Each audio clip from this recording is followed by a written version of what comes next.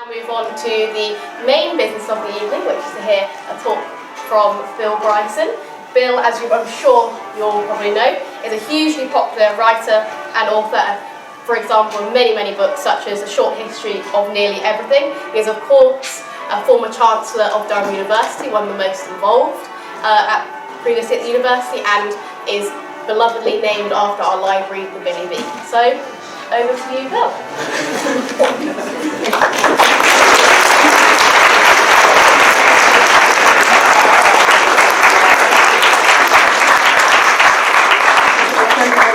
I'm just thrilled to be here, delighted to be back. Thank you, sir, for that kind introduction. Did you say I was one of the most involved or evolved? But it's just, I'm so delighted to be back. Durham is my favourite place in the whole universe.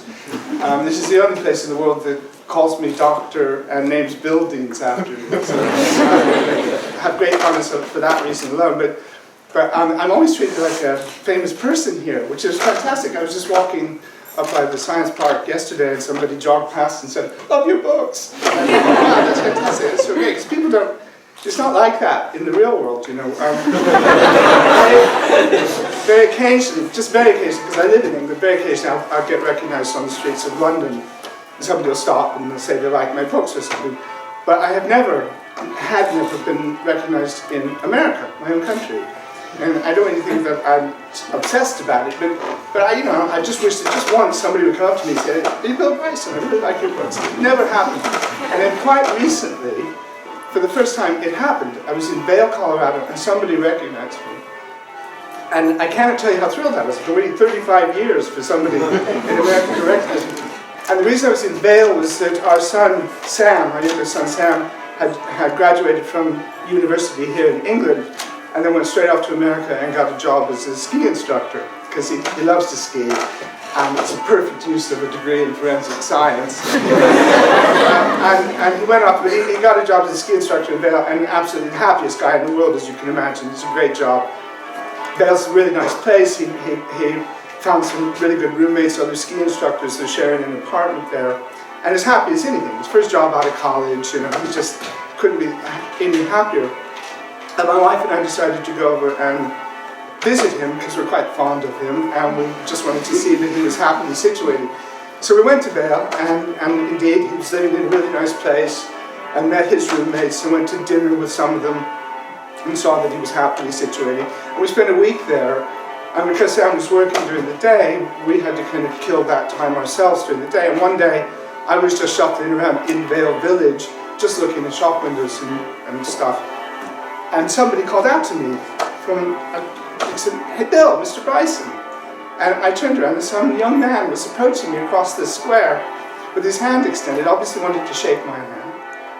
And I was thrilled. As I said, I've waited 35 years for this moment, for one person in America to recognize me. So he came over and shook my hand, and I shook his hand back warmly. And I said, "It's so nice to see you, but tell me, how did you know who I am?" And he said, "I'm one of your son's roommates. I had dinner with you 2 nights ago. I sat next to you." So when I say thank you for making me feel important, I really mean it. Thank you very, very much. Now, I haven't really planned any kind of presentation. I don't know exactly how these things work, but I thought I would just tell you the one story that everybody always asks me about as a sort of introduction to all this, and that's the Russell Crowe story, because everybody seems to know that Russell Crowe came up here when I was Chancellor.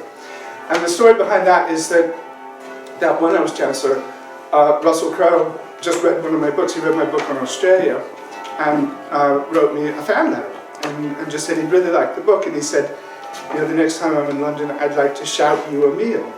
And I thought, right. So anyway, I said, "That'd be great." I never expected to hear from him again, but a couple of months later I got a message from him saying that he was going to be in London on a certain date and would I join him for dinner. So I did. I went and joined him for dinner, and he's a really nice guy, and we had a terrific evening and drank way too much, and in the course of this evening, this very convivial evening, he knew I was Chancellor at Durham, and he said to me, "I'll come up to Durham sometime and I'll do a workshop for your drama students. You get together some of your drama students and I'll do a workshop for them." And I said, "That'd be fantastic." But I didn't really expect ever hear from him again, because we've been drinking a lot, and I just thought he was just being nice.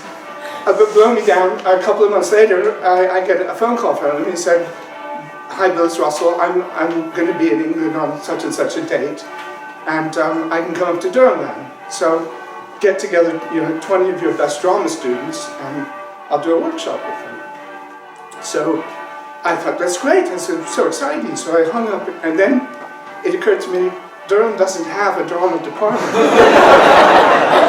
And he has no idea. I just agreed with him to come up all the way from, to make this big trip up there, and all these students that he's going to meet, and not drama students, they're studying geology and archaeology, theology and stuff like that. And I thought, this is just going to be a disaster. He's going to come all the way up here and discover that he's been brought up under false pretenses and he's going to want to kill me. So I was really dreading this day, but the day came, and he was very, very happy, very upbeat, and they had put aside some kind of a rehearsal room, I think at Hatfield College, as I recall. But in any case, a space where he and these 20 selected students could go in behind closed doors and be left completely alone. No one was to disturb them. And they went in, and they were in there for a long time, like 3 or 4 hours. And all this time I'm pacing around outside thinking, he's just going to be so furious with me. I couldn't believe he wasn't coming out and berating me. And after he'd been there for a long time, the door opened and he stepped out, happy as anything. He said, "They're fucking brilliant." And I said, "Wow, that's great. I'm so relieved and so happy." And he said, "You can come in for the last 5 minutes. We're just about to finish up, and you can come in and just sit there for the last 5 minutes." And I went into this rehearsal space, and everybody he put all 20 students, kind of lined them up on a bench against the wall, and he just went down one at a time to each of them and just said, "Tom, you're really good. I really enjoyed working with you today. I'm so impressed with what you do. Fiona, you were fantastic too." And he just moved along down the line. And he had secretly memorized all their names. So they didn't know that he was getting their names down. And he went down the line of 20 people, and he got every single one of them right, which I thought was just a wonderful achievement. And it was partly to demonstrate the value of memory in acting, but also it was just a fantastic thing to do. And you can see as he went down the line that every one of the students just sort of levitated off the bench, because it was, Russell Crowe knows who I am, and he's praising me, and he's addressing me by name. It was just one of the most wonderful moments. So that was the time that I've never been more proud of Durham students and what you do. The fact that everybody here so often is doing things, that's the extracurricular stuff you do. And he said to me afterwards that at least 4 or 5 of those students could have turned professional then. They were good enough to go off and start acting on the stage and be paid for it. And I just thought, and he went away, and I think he went away never knowing that actually now they're all geologists or archaeologists, things like that. So that was my happiest experience at Durham, but also the one that made me the most proud. And on that, I will throw it open to questions. Right. Oh, let's turn this on. There we go. Excellent. So I think we'll start off for a few questions from myself. Feel free to take a seat. I'm sure your questions will be more interesting to me, but I have several questions to ask you first. Is this working? Can everyone hear me at the back? Excellent. But I did put this on. Can you hear me okay? Excellent, but I have a quieter voice, No, so right. I'll speak. I hate talking, because apart from anything else, I keep hitting myself in the face. I'll put it on. Lovely. Is that better for you back there? Okay, sorry. Excellent. So I guess the first question for myself is, you previously said in various other interviews and articles that you never wanted to be a travel writer. So I guess my question is, what did you initially want to do as a career, and how did you sort of fall into travel writing? It was kind of an accident. I had a really good career for a long time working on newspapers in London, and that was what I did up until my mid-30s. And I was working on Fleet Street. I had good jobs. I found it very satisfying work. But I got tired of commuting in and out of London, and I did enjoy writing. I did a lot of writing, freelance writing, magazine articles and things in my spare time, just as a way of supplementing my income when our children were small. And I decided little by little that that was a more enjoyable way to make a living. But I didn't set off to be any kind of a writer. It's just that the first book idea I had was, after I'd been living in England for almost 20 years, I decided it might be an interesting experience to go back to America and do a big road trip around America. When I was a kid growing up, my father, every summer, he would pile us into the family Oldsmobile and take us off on these epic, mad road trips all across America. And I thought I would try and recreate those experiences, having lived away from America for 20 years. So America had become kind of a foreign country to me in that time. And so my idea was that I would see how it had changed and how I had changed, and my relationship with it had changed. And then I thought of it more as a sociological experiment and more of a memoir than a travel book. It never occurred to me at all that I was embarking on a career as a travel writer. But the book it did reasonably well for a first book, and it got pretty good notices and all of that. So when I went to my editor and to discuss a follow-up book, I had all kinds of other ideas of things I wanted to do, and he said, no, you have to do another travel book. That's what you do now, you're a travel writer. And so for several books, that's what I did. But it was never my dream to do that. So I guess kind of building on that, you mentioned the idea of change. So how do you feel your style of writing has perhaps changed over the years, and also what do you feel is the most challenging part of being both a writer and more specifically a travel writer? Oh, well, how my writing has changed over the years. The one thing I think is that it has mellowed, and the one thing I've learned is that, well, two things I've learned. One is, when I first started writing, I'd never tried to write a whole comic book, a whole book that's comic from end to end. And I think when you first start off, you feel as if you really have to put a joke all the time, like in every paragraph. And I think that's asking way too much of a reader. It's exhausting to try and laugh at. I mean, there's a reason why stand-up comedians do 40 or 50 minutes and not 7 hours, because there's only so much laughing you can do, even if stuff's really good. But of course, it's impossible to be really, really good over the course of a book if you're doing jokes every paragraph or so. So the one thing I learned was you don't have to put in jokes just all the time, even if it's supposed to be a funny book. You can scatter them out more thinly. And then the other thing I think I learned just as a product of growing up and getting a bit more mature, and also getting feedback from people I wrote about, was to be a bit nicer and gentler to people, and even to places that I wrote about. Because I've always taken some trouble to disguise anybody that I was going to be critical of. If I was going to make any kind of comment about their physical appearance or something like that, I would never want anybody to be able to identify them themselves or have any of their friends identify them. But I've still written about, famous politicians and people like that, often in a kind of acerbic and critical way. And then later, as I got more successful, I've sometimes met those politicians. John Gummer was one who was a conservative government minister, and I'd written quite scathingly of him when he was in the Thatcher government. And then I met him sometime later, and he was a really nice man, and he said he'd been really hurt by what I had written about him, even though it was completely merited. And but I did learn from that everybody is real, even famous politicians. And of course, as I've got better known, I've sometimes been on the short end of criticism and insult, and you realize that it does sting. That just because you become famous doesn't mean that you become immune to that sort of thing. Excellent. And sort of the flip side of the previous question. Is there a particular other writer that you admire? I mean, almost tongue-in-cheek so much to the point that you're perhaps really jealous of their own writing style? I don't know. Anything? Yeah, millions, more than I could list here. Especially good travel writers, and people who do really good descriptive things. The hardest part of travel writing is making it original and actually meaningful. I mean, the thing you want to do when you're writing, if you take me to a mountaintop, I want to write the same things that all of us write on postcards. The view was stupendous, or the view was sensational. And to put it in some way that isn't cliched, that is original, it's really hard. It takes a lot of thinking. For me, anyway, the hardest part of doing travel writing is descriptive passages and describing landscapes and that sort of thing. So when I encounter writers who are very good at that, that's something I envy a lot. So not necessarily, it's not like that I always really love their books, but I will admire a lot of the passages. Paul Theroux was a travel writer whose descriptive powers, I think, are really very, very good.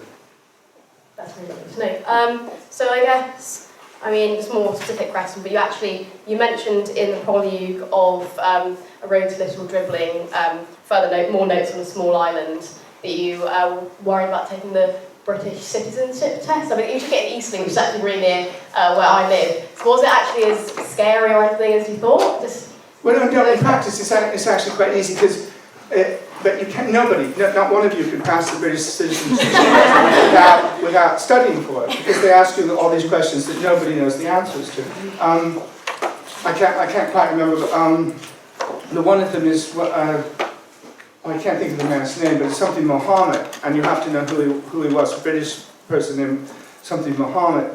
And the answer is that he's the person who introduced shampoo as a concept into Britain sometime in like the 15th century. And there's just lots of questions like that that are about very obscure people. And or you have to know just things like, you can't think, why would you have to know this? One of them is you have to be able to identify Jensen Button. Okay, I'm prepared to learn that, but I do not see how that will make me better. And it's just that kind of thing. So yes, it's a lot of sort of nonsense stuff. And I just thought, really they should be asking you, like, you just have to, be fill in the blanks, like Morecambe and blank. And if you can't do that, then really you have to leave, but instead they ask you all this stuff that's really quite obscure. And so it's very unnerving to take that test, particularly for me, because I knew that if I had failed it, it would have been, they would have made a big deal of it in the Mail or the Express or something, and I would have been publicly humiliated. But in fact, it is really difficult to fail the test, because first of all, it's just like with the driving test. You study the little booklet and you know the answers. You immediately forget them afterwards, but you know the answers to take the test. And I think you can get like a quarter of the questions wrong. So even guessing, you probably have a pretty good chance of passing. And I got to become a British subject. I got a British passport out of this and naturalization papers.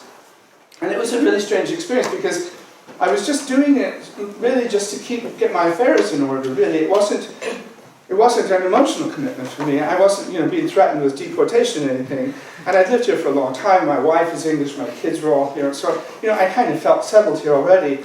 And then I had to go to Winchester to the swearing-in ceremony, and it was lots of other people, and they were all from all over, and they were all different skin tones, and they were all so proud that they had passed the test and were becoming British, and I felt a little bit fraudulent being there among them, and actually I ended up being really touched by it. And it was weird when I had to stand up and swear loyalty to the Queen.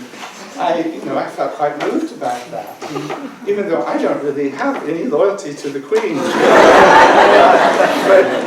but I was kind of moved by the fact that this is this statement I have to make, and I'm really proud to have a British passport now. But of course, I would never really need to be British. My wife is; she's born here, she grew up here. This is all she's ever known. But I will always be, an American who lives here. Just a couple more questions for me. So sort of on a light-hearted note, what do you like most about Durham, and what do you think made you one of, as I said earlier, as we view one of the most involved chancellors of Durham University? Oh, well, I love all kinds of things about Durham. One of the things I really, really genuinely love is that just sort of buzz of intellectual activity you get. I mean, just walking through the streets, you can almost sense a crackle in the air of all these brainy people doing good things. And one of the things I did when I was Chancellor, I tried very hard to visit all the departments during the time I was Chancellor here. And that turned out to be really, really exciting. And you would get taken to a department and they would show you what the research they were doing and what the projects that graduate students were working on. And it was always interesting. And what you discover is that every single department, behind all these sort of anonymous buildings, there's really important world-class stuff going on. And to me that was just so exciting, and to realize that the people are doing things here that could change the world, that could make improvements to the world, and very often do. So I love that, and I love being connected with it and having this privileged access to it. So there was that. And then it's just a wonderful place, as I'm sure every one of you will agree. It's just a very jovial community, and it's full of bright people, and you're all young and enthusiastic, and you have your whole lives ahead of you. And it's really exciting just to be sort of a witness to all that. So all kinds of reasons I liked it a lot. Do you think you'll keep coming back as long as possible? Yeah, as long as you let me come back, I will keep coming back. I'm sure you're always welcome. So I guess my last question is, will we be seeing any more books from you in the coming years, particularly given that you've spent 3 years writing The Body? Yeah, well, it was actually 4 years. Working on The Body. But yeah, no, I haven't decided yet. My wife has put a lot of pressure on me to retire altogether, and I haven't decided whether I want to retire completely. But I do feel as if I'm coming to a point where I certainly don't want to work as hard, and I would like to, enjoy life. So what we've agreed as an experiment is that I will certainly be retired this year. I'm not going to take on any commitments this year. I'm not going to do anything or read anything that might lead to books or anything like that. I'm just going to read for pleasure for the first time in a long time. So ask me that question again in a year, and I might be able to answer it better. Right, so those are my questions. I'll now open it to floor questions. So when you have a question, please stand up and say your name and college, and you'll receive an invitation to come back to our reading room afterwards, where there will be wine, just a little incentive to come back. And I'm sure Bill will be happy to come back and answer. Excellent. So do we have any questions? Mike will be coming round to you. Thanks. Let's go for people at the back. Yes, hand at the back, can't wait. Yeah, excellent. I really enjoyed your book on Shakespeare. Thank you. That's right. I really enjoyed it. But to touch the bone, There you go. how clear-cut it was and how it really sort of exposed what life was like at that point in time. And just out of interest, what is your interest in Shakespeare? How did you become fascinated with that? Well, that was just a really happy accident. What it was an editor in America, a very nice, very brainy guy named James Atlas, had started this project called Brief Lives. And the whole idea was that they were going to publish a series of biographies of famous and interesting people, but they would be abbreviated biographies. They'd be 40,000 words instead of, most biographies are at least 250,000 words. And this, so it'd be 40,000 words. It was quite concise. And he just asked me if I would be interested in contributing to this. And I said, well, actually, yeah, in principle, that sounds quite appealing, because I had just finished A Short History of Nearly Everything, which was a book that had, I'd spent years and years working on, and it was really sprawled all over the place. And the idea of doing something that was so focused as a change of pace was really appealing. And I said, as long as it can be, as long as it can be, the research can be done in England about some British subject, I would be very interested in doing it. So he sent me all the names of everybody that had been taken. And at that time, I think because I had just done this book on science, I was thinking of Charles Darwin and mostly Victorian people, and often scientists, and they had almost all been taken. So I went through the list again, and I just noticed that nobody had taken Shakespeare, and I just thought, well, that's got to be interesting, and it will be good for me. I mean, it'll give me a reason to just go to Stratford and attend plays and just enjoy myself, and it'll be an interesting experience, and so I decided to do Shakespeare, but as impetuously as that, and it was fantastic. And what I discovered was that I read several existing full-length biographies of Shakespeare, and of course we know so little about him as a person, that there's so little that can be said about him with absolute certainty, that most of those books are conjectural in some way. They will say, and they always say things like, so if he was in Shoreditch in this period, we can reasonably assume that he was doing such and such. But it's all based on kind of logical suppositions based on one beginning supposition.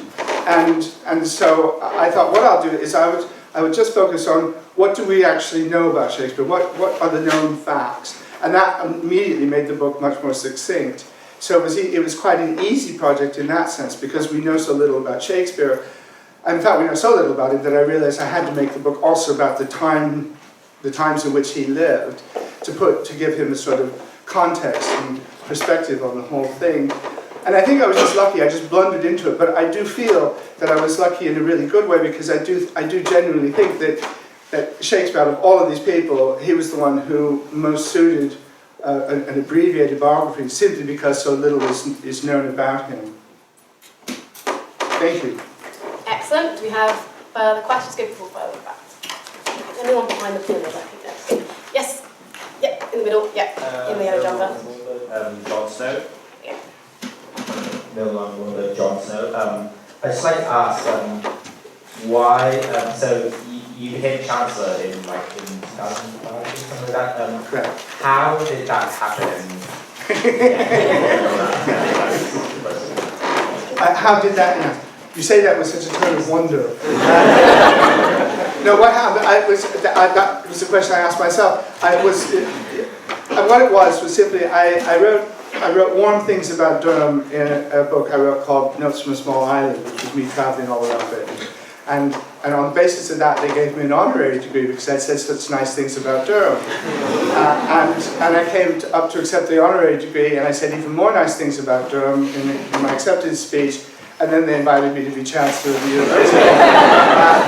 And at first I was very, very reluctant to take it on, because first of all I was following almost immediately in the footsteps of Peter Ustinov, who was born to be Chancellor of the University and was beloved here, and was clearly the sort of person that you would want as a Chancellor. He was a great raconteur, he was a person whose broad interests, a polymath, and he was just very, very good. He was really charming person. He was very good at cocktail parties and all of these things, which I'm not good at all. And so I said, I just don't think I'm the right person.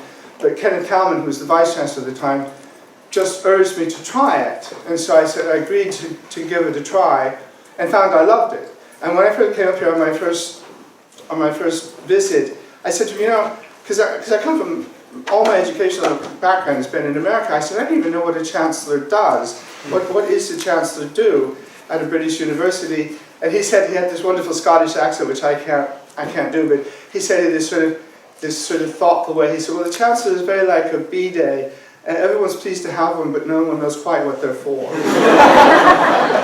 And anyway, I took on the job and just loved it, because the one advantage I had over Peter Ustinov was that, well, first of all, he had died.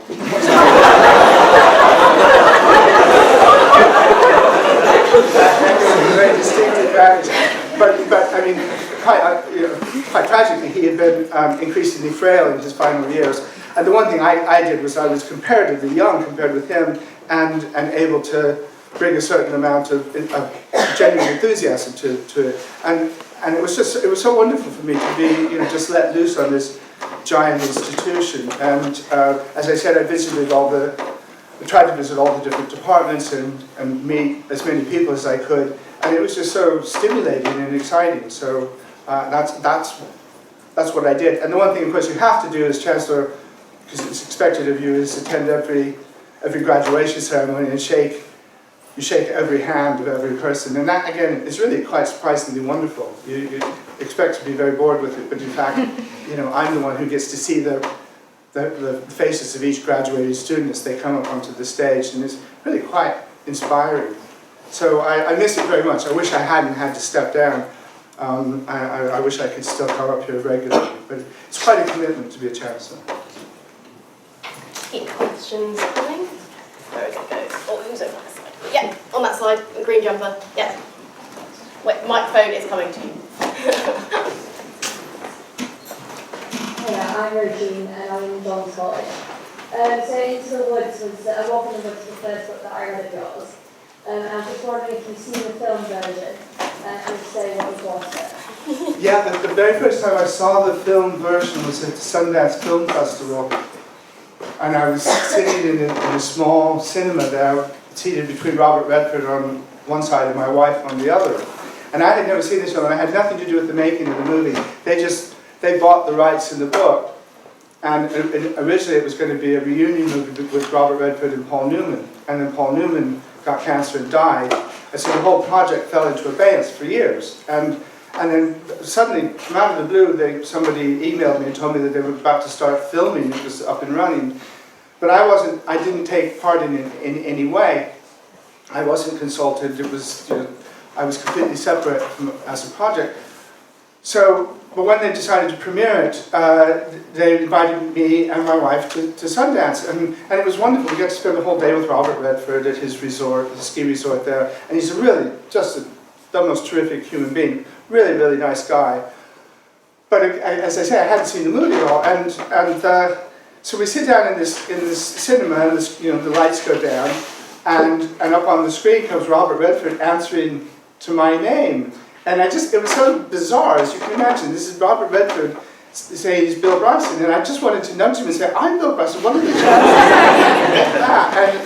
And everything was fine, the movie was fine, until there's one scene in the movie where Robert Redford, if you hike the Appalachian Trail, from time to time you have to leave the trail and go off and buy new provisions and resupply. And in one scene in the movie, I don't know why they put it in, but he goes off the trail and he stays in a motel, and the motel is run by Mary Steenburgen, a woman, attractive, a widower or divorcee, never really explained. And you can see in the movie that there's a little bit of sort of chemistry going on between them. And I just, I wanted to turn to my wife and say, this never happened. I don't know where this came from. I didn't see this coming at all. It's not in the book, And I don't know why they put it in the movie, but luckily for me, in the movie, Robert Redford remained chaste. It was just a bit of eye contact across the sort of, motel lobby, and he didn't pursue anything, so I was relieved about that. And then they went back to just hiking the Appalachian Trail, and it was fairly faithful to the book. So I didn't have anything to be too disturbed about. But it really was a moment of genuine alarm for them, because they didn't know what was going to happen. And they can do anything they want. When they buy the contract you sign when you sign away a book, is that you're giving them permission to do anything they want with. They could have made me into a paedophile or anything. They could have done anything. I was pretty confident they wouldn't, because Robert Redford would then be playing a paedophile. But they can make any kind of adaptations they want. And they made all these strange adjustments which didn't bother me at all, but drove my children crazy, because I got 4 kids, and one of my children is named Sam. In the movie I had one child and his name was Sam. So all the other 3 children were, why aren't we in the movie? and I have no idea why, because they just decided to simplify my family for some reason. Second one from the side. Yeah, in that little glasses, yeah. Maddie's saying, in the process of travel writing, how much of it is done during the journey, especially with intensive journeys like in the Walk in the Woods, and how much is retroactively written?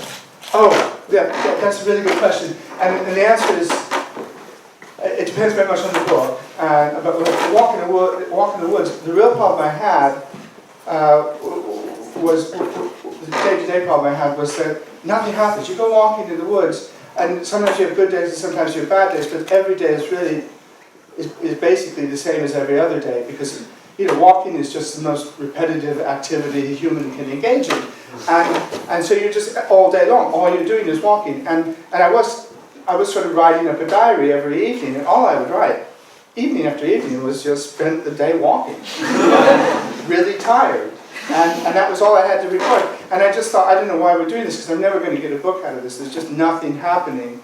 And it's really only after the fact that I realized that actually things did happen. We had conversations that I didn't really think much of at the time, but had a certain substance to them, or we had encounters with other people along the trail.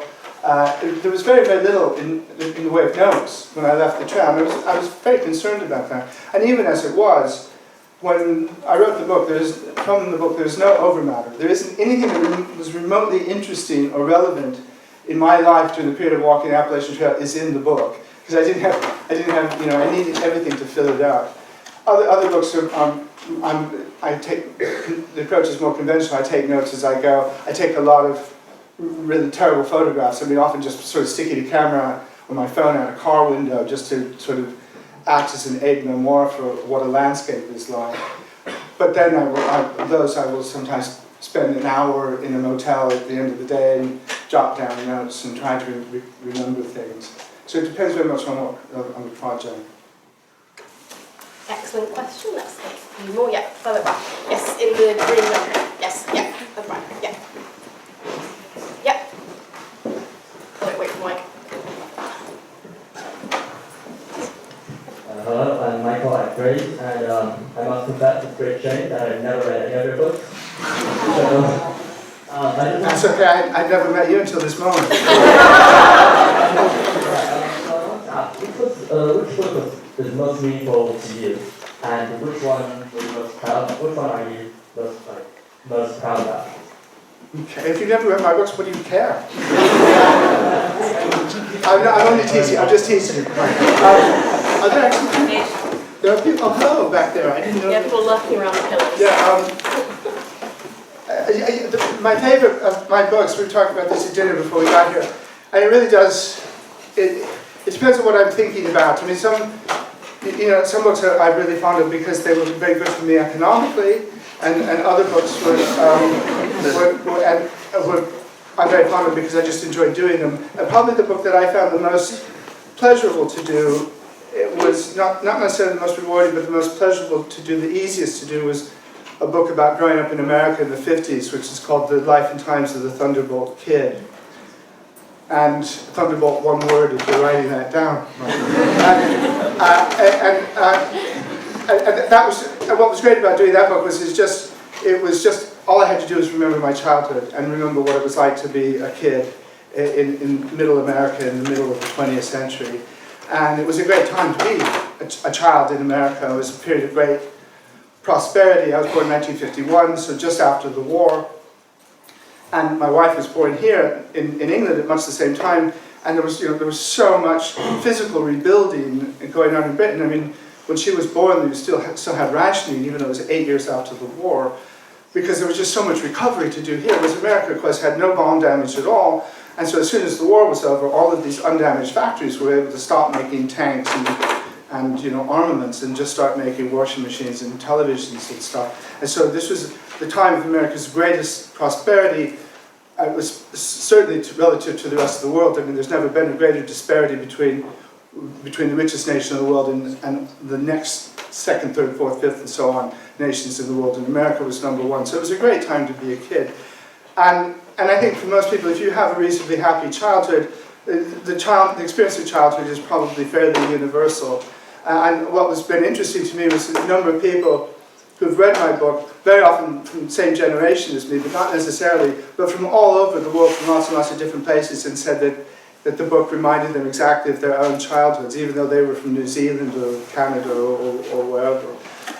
So that was the book that I got the most pleasure from.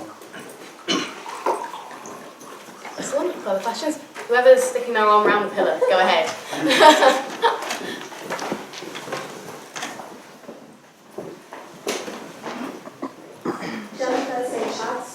I just wanted to know what draws you to such varying subject matters for your books, like areas of Shakespeare or history or travel, and what inspires you to keep learning in such detail about these different areas? What inspired me, what? To learn in such great detail about these quite niche areas. Well, thank you for praising it that way. I mean, what it is that, as I've said at the beginning, I never wanted to be a travel writer. I enjoy traveling, I still love to travel, and I do still enjoy doing, travel writing, but it wasn't my dream in life to be a travel writer, and I just stumbled into it. But I always wanted to do lots of other kinds of books, and what I like to do is I take a subject, something that I feel like I don't know nearly enough about, or I ought to know more about it, and it's a great way of educating myself and learning a lot. And then I get paid for it. I do a book and I get paid for it. With the body, it was just, I was struck by all these paradoxes with the human body. That's my latest book. And one of them is that we spend our whole lives in this package of tissue, and there's nothing in your existence that you're more intimately associated with than your own body. And yet we have a kind of strange relationship with it in that we're slightly remote from it. We're not entirely connected to it. And we're sort of limited in how much we can know about our own body. partly because, just the way we're built. Our eyes are up here and look out, so you cannot see the back of your own head. And, you've never seen the back of your own head except reproduced in a photograph or in a mirror when it's been reversed. And the same, you can't look inside your own ears or down your own throat or anything like that without some sort of synthetic device to help you do so. So if I just walked around you, I will see more of you, I will know more about you in 5 seconds than you will ever know about yourself physically in your whole life. I just found that kind of an amazing thought. And that's just the outside. When you start thinking about the inside, there's all of these things in this that I don't know about the rest of you, but all of these things that I'd always felt a little bit ashamed and embarrassed I didn't know more about. I didn't know where my spleen is or what it's doing in there.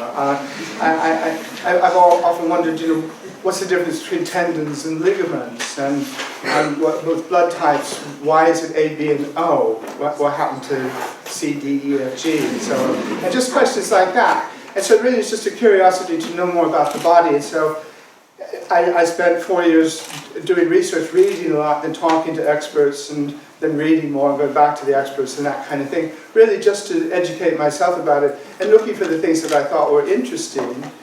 And then trying to make it, essentially what I'm doing in these books is I'm saying, with the body, we're going to go on a journey around the body. I really don't know anything about it. I'm no expert, but this is what I've learned over the last 4 years. And, come along with me through this book, and I hope that you'll enjoy this experience of learning about how we're put together. And luckily for me, that often works. So this is just the approach I use, and people do seem to respond to that. Some more questions? Do you have any questions from this side? I feel I haven't got any. No? Yes, go on. Go ahead. I'm Tom from East London College. So are there any particularly amusing stories you can tell us that you haven't managed to fit into any of your books? Oh, well, one of the things that I really love about Britain, genuinely love about Britain, is the sense of humour. And it's the one thing that just knocked me out when I first came here. Yeah, there was all this, because when I came, it was right at the height of sort of Monty Python era, and there was just all this great humour of a kind and of a quality that I had never encountered before in the States. And then I was introduced to lots and lots of other things here that I would never have met otherwise, like the Goon Show on the radio and things like that. So I just fell in love with that immediately, and I really, really loved all of that. And I really do think the British are the funniest people in the world, but the funniest people are when they mean to be, but I also think that they're even funnier when they don't mean to be. And there's a true story I can tell you that I think perfectly illustrates that, which was that, it's been a few years ago now, but I got a letter from a lady named Margaret, and she said, "Dear Mr. Bryson, I was recently at Bristol Temple Meads station on the platform with my friend Brenda, and we were waiting to change trains, and we fell into conversation with an American gentleman there. And he was a very nice person, and we had a nice conversation, and when the train came in and we parted ways, I said to Brenda, my friend, I said, "Do you know who that was?" It was Bill Bryson, the writer. And she said, "No, it wasn't," and I said, "Yes, it was," and she said, "No, it wasn't." So now I'm writing to you, Mr. Bryson, because I would like you to write back. I said, "Absolutely true. I'd like you to write back and confirm that it was you." I can put Brenda straight. So I wrote back and said, "Dear Margaret, thank you very much for your letter. I'm really sorry to tell you that I cannot remember the last time I went through Bristol Temple Meads station, and I don't believe I've ever actually been on the platform there. So I'm afraid whoever it was you were speaking to, it wasn't me, but thank you very much for writing. Best wishes, Bill Bryson." And about a week later, I swear to God, I got another letter from her, and it said, "Dear Mr. Bryson, I don't understand why you're lying about it."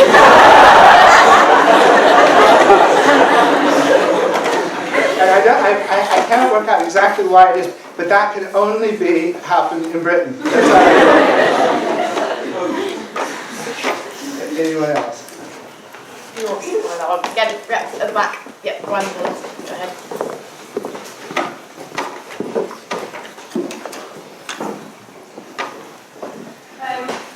I've actually got a question from my dad, who's a big fan. He's just read the body and he wants to know how you decided on the structure of the each chapter and why in that order.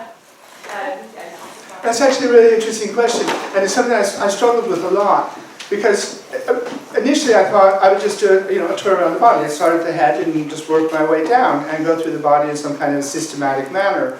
That seemed the logical approach to take. And then, of course, what I discovered very quickly is that that doesn't work with the human body at all, because in the first place, the brain is by far the dominant organ. I mean, everything that is interesting about every one of us as organisms is from the neck up. I mean, our livers and hearts and lungs and all of that are interesting, but they're not all that distinguishing. I mean, they're not that different from the hearts and lungs and so on of your dogs or cats or anything. But the one thing that's really different is your brain. It works in a completely different way from any other creature that's ever lived on Earth. So how do you keep the brain from being just totally dominating the book? That was the first challenge. And then how do you make the structure of the book systematic? Because as I discovered really quickly as I started going through the book, was that there's a lot of parts of the body, a lot of things that are going on in the body, especially systems that don't belong to any one part of the body. There's no natural place to put them. The immune system is a very good example. It's everywhere. It's all over the place. And so there isn't a particular time that's appropriate to start talking about the immune system if you're making a physical journey through the body. And I didn't know how to deal with that.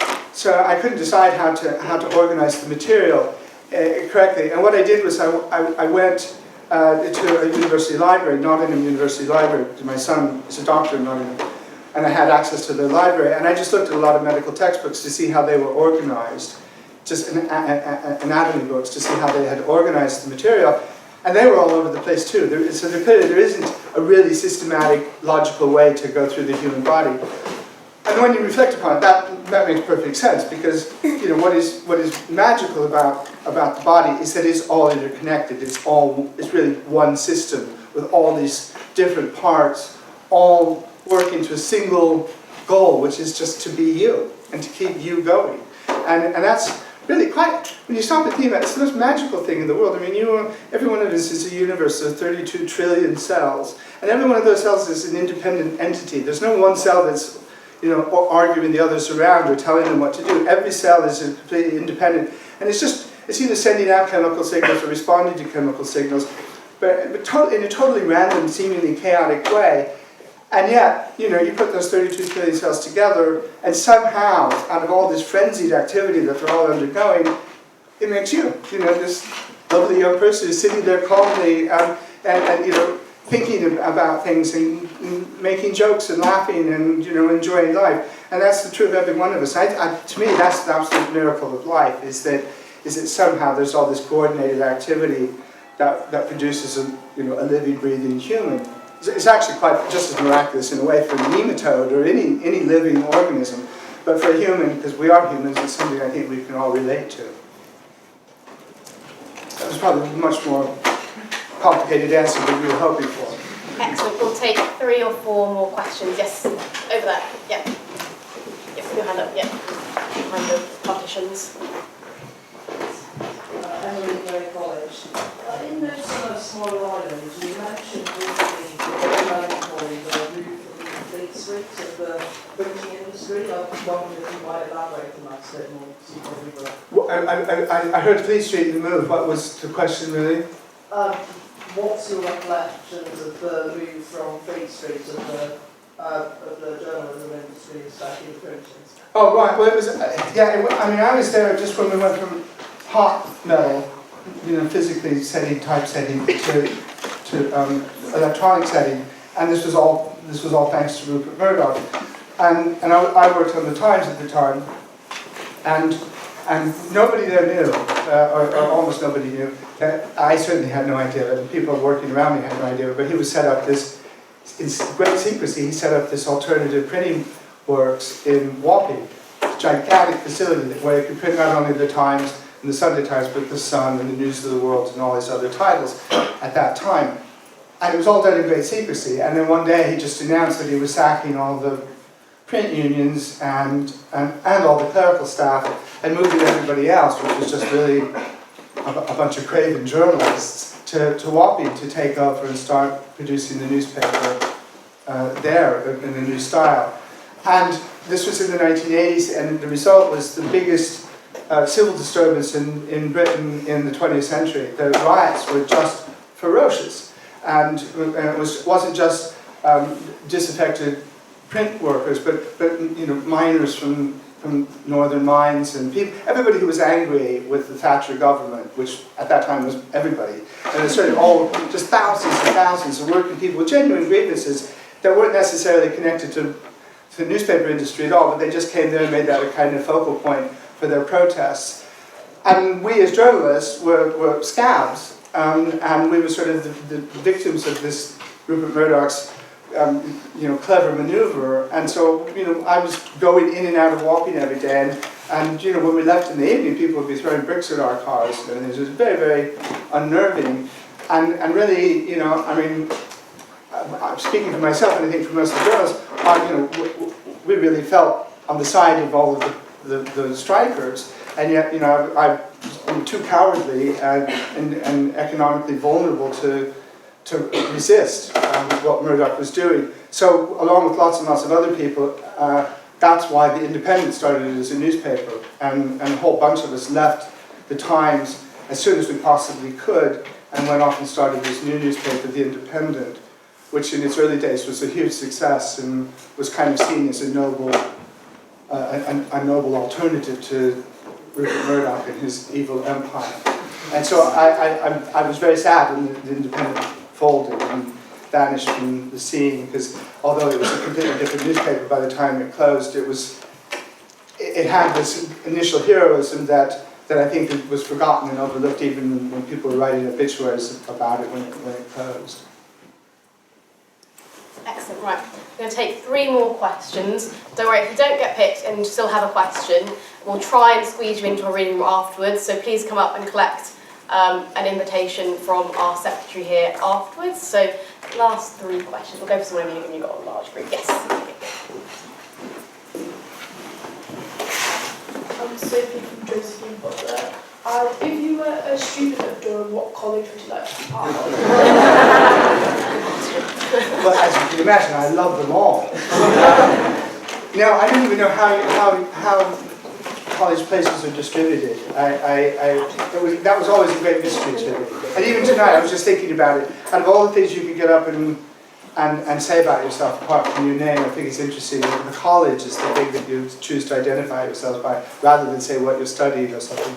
And I think I think the college is a great aspect of Durham, and I'm sure that people here are sort of better looked after because they belong to little smaller cohesive units, and it's much easier to become not, you know, it isn't such a big anonymous place as, you know, some place like Leeds or Manchester or places, these giant big city universities. And so I think the college system is really, really good.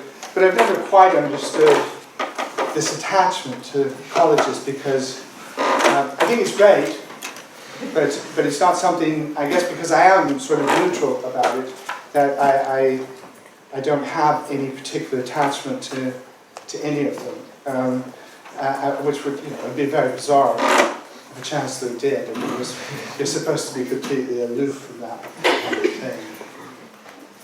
It'd be like the Queen having a favourite child. Which will eventually happen when there's only one left. But it's just, you know, you just can't do that. Just 2 more questions, make them nice and juicy. Yes, over there. Yeah.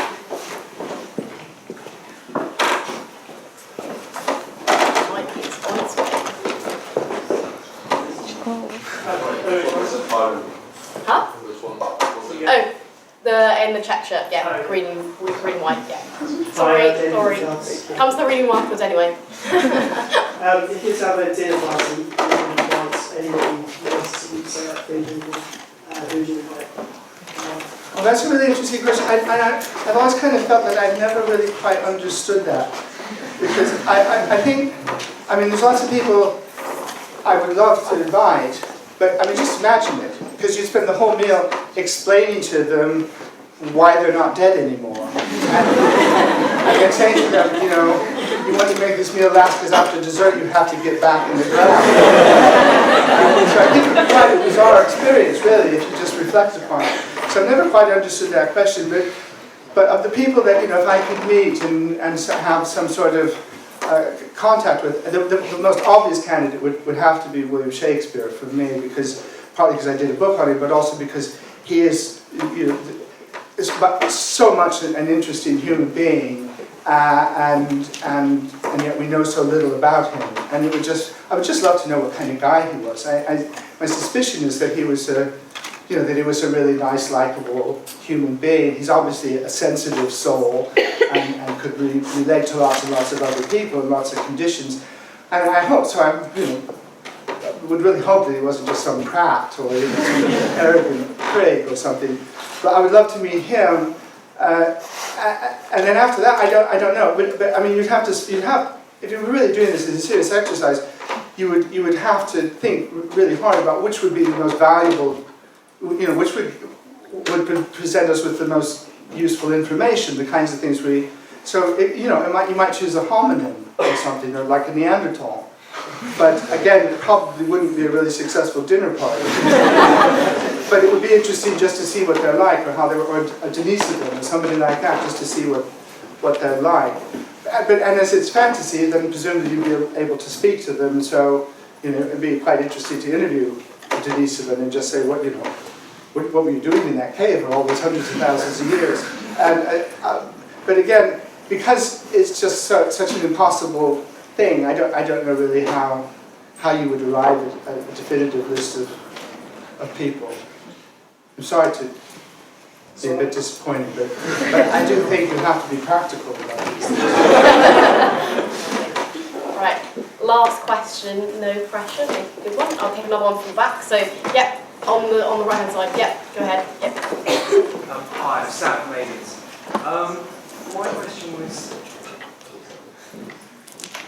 My question was there any topic or question you ever, when you were researching, that you wanted to explore, you kind of had to turn yourself away from? Like, big question with Shakespeare is, did he write his own things? What was your opinion on that? Did you ever have to try and avoid getting into too big of a question? Oh, well, no, I mean, sometimes they do avoid big questions. With Shakespeare, no, that was not. I mean, that's obviously very much of the central issue with Shakespeare. I firmly believe, based on all the evidence, the research I did, and all the people I talked to, lots and lots of experts, there's no question that William Shakespeare, the guy from Stratford upon Avon, was the person who wrote the plays. It's just, in order to believe that it was someone else and that it was some sort of deception, it's just too improbable. It just doesn't hold water as a notion. But in terms of things that I've left out of other books, because I haven't addressed them lots, because sometimes because they are just too big, or they're not directly relevant. One of the things, the two books I've written, one about the body, the other about the history of the universe, is the whole question of God, or a creating being. I mean, that's none of my business as a writer in all of this, so I don't go anywhere near there. But these are fundamental issues that I think every human being has to wrestle with and determine. I mean, I'm not a spiritual person myself. I believe that we exist the way we do today because we've evolved in a purely random way. But I have no argument with anybody who is profoundly a believer in God and religion. I mean, there's lots and lots of people much smarter than me who are great scientists, but at the same time they're great believers in God.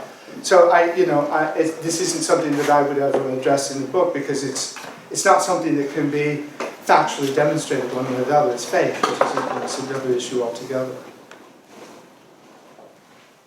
Right. So on that note, thank you very much everyone for coming. But just before closing this meeting and asking for one more final round of applause, there are a few notices from me. Just saying that tomorrow we have one of our debates. The motion to be debated is this House would decriminalise sex work, so it's sure to be pretty spicy. So it'll be tomorrow in here at 8:30 p.m. It'd be great to see as many of you there as possible. Next week we will have again an address and a debate. The address will be by Owen Bennett-Jones, and the title will be What Makes an Extremist? So again, it should be a really interesting topic and important topic of discussion. We will also have on the Thursday our first free members social, so it's free drinks and food in our bar, or 24's bar over there. Again, that will start at 8:30, so please do come along to that. So So now, before closing meeting, could we please give Bill Bryson one huge round of applause?